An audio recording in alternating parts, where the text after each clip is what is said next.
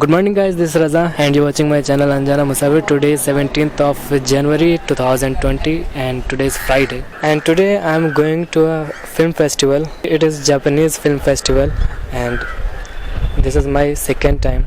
First time I visited 1 year ago and the experience was great. Sushi खाने को मिली थी, free में sushi थी बिना किसी पैसे के, और जापानीज़ फिल्म देखने का मौका मिला था। बहुत सारी मूवी थी, इस बार भी 25-30 मूवी है जो दिखाई जाएगी, फ्री में दिखाई जाएगी, कोई कॉस्ट नहीं, कोई प्राइस नहीं है। So from today onwards this thing is starting. Today is like opening ceremony. So this is 10 days festival. पूरे 10 दिन मूवीज़ दिखाई जाएंगी, तो पूरे 10 दिन ये फेस्टिवल चलेगा, आज से 10 दिन तक, यानी कि आज 17 है तो 27 तारीख तक फेस्टिवल चलेगा। कहाँ चलेगा? PVR आइकॉन इन्फिनिटी मॉल, और उसका पूरा एक शेड्यूल है, टाइम टेबल दिया गया है। And I am going to watch each and every movies, I am not going to miss this.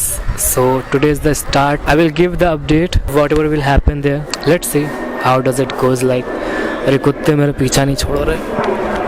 तो अभी फ़िलहाल वर्कआउट कर लिया है, जिम कर लिया है, और अभी आज फ्राइडे तो आज पढ़ना है नमाज़, तो नमाज़ पढ़ लेते हैं, उसके बाद देखते हैं कैसे पूरा कार्यक्रम होता है। बाकी ज़िंदगी बस चल रही है। एक वीडियो हमने कल अपलोड किया है, अगर नहीं देखा तो डिस्क्रिप्शन में हम लिंक डाल दे, वीडियो देख लेना। अच्छा लगे तो लाइक कर देना, कमेंट कर देना। और आज शाम को है तो भी ये वीडियो अभी बंद नहीं होगी, अभी चलती रहेगी, और शाम को मिलते हैं, या दिन में कहीं जाना होगा तो बताते हैं। अभी फ़िलहाल यहाँ से निकलना है और दिन की शुरुआत करना है अपना वही रोज़ का शेड्यूल। जिम जाते हैं ना तो अपना एक अलग डाइट बन गया है, तो उस रोज़ फॉलो करना पड़ता है, ना करें तो अगले दिन जिम में थोड़ा कमज़ोरी लगती है। 6 hours later.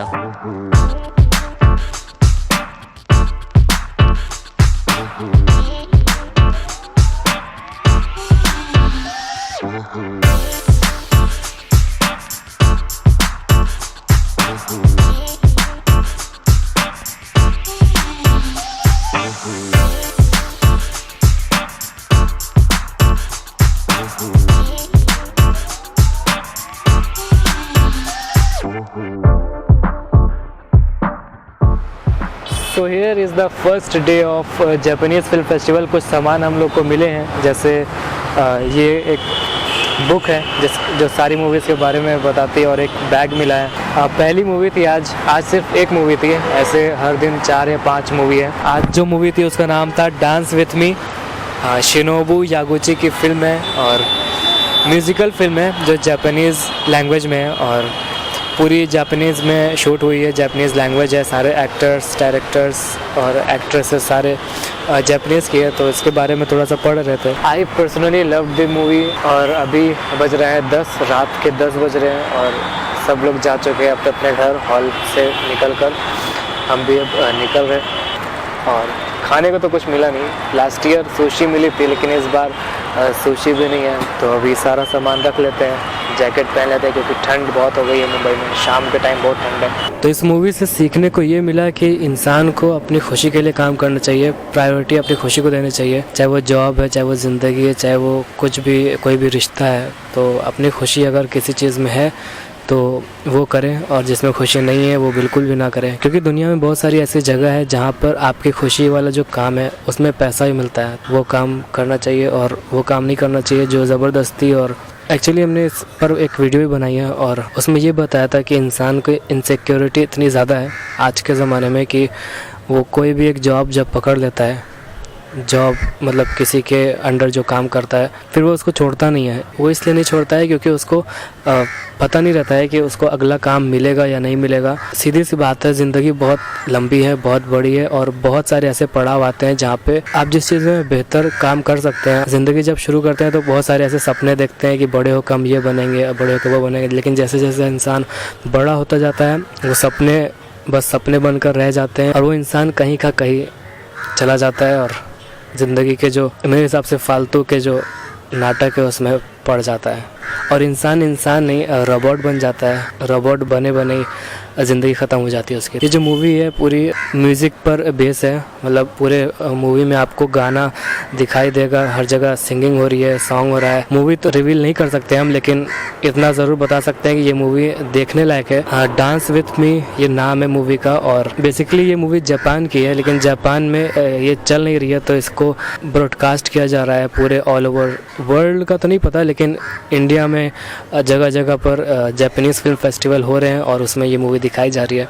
बहुत ही अच्छा साइलेंट मैसेज देती है मूवी, तो मेरे हिसाब से सबको ज़रूर देखना चाहिए। और इस तरह के फेस्टिवल आपको इसलिए भी देखना चाहिए क्योंकि इसमें आपको ज़िंदगी जीने का तरीका मिलता है और बहुत सारी ऐसी चीज़ें पता चलती है कि हम ज़िंदगी में ये काम भी कर सकते हैं, जबकि हम ज़िंदगी में बस 2 3 4 5 मैक्सिमम 10 काम ही करते हैं और करते करते मर जाते हैं। तो ये था JFF यानी कि जापानीज़ फिल्म फेस्टिवल का पहला दिन, और आज है दूसरा दिन।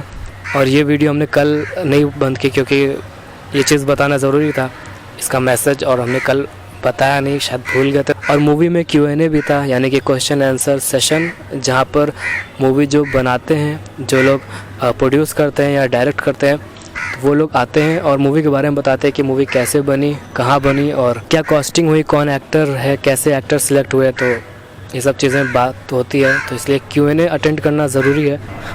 जब एक मूवी इंसान देखता है तो उसके दिमाग में बहुत सारे सवाल होते हैं।